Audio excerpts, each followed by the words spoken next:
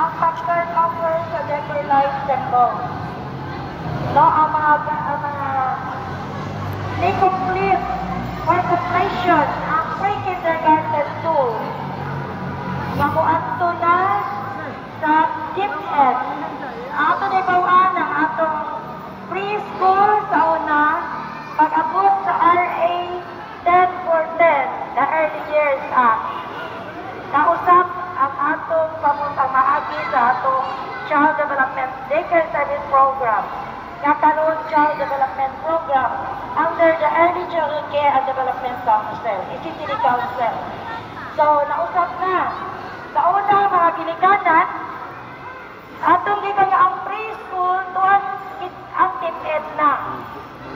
Dapat karon pagsuod sa Republic Act 10/10 or the Early Years Act.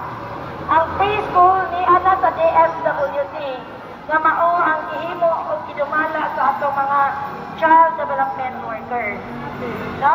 Pre-kindergarten 1 ang 3 years old mao nang gi-recognize.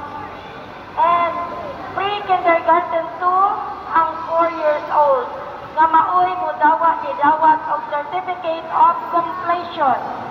Mutikan na sila sa sunod nga ang sa edukasyon. Hello mga mama. Adto na sila sa DepEd. Dili na sa DSWD.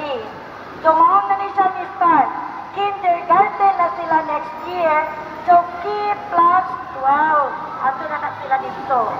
So kita diri maoy preschool.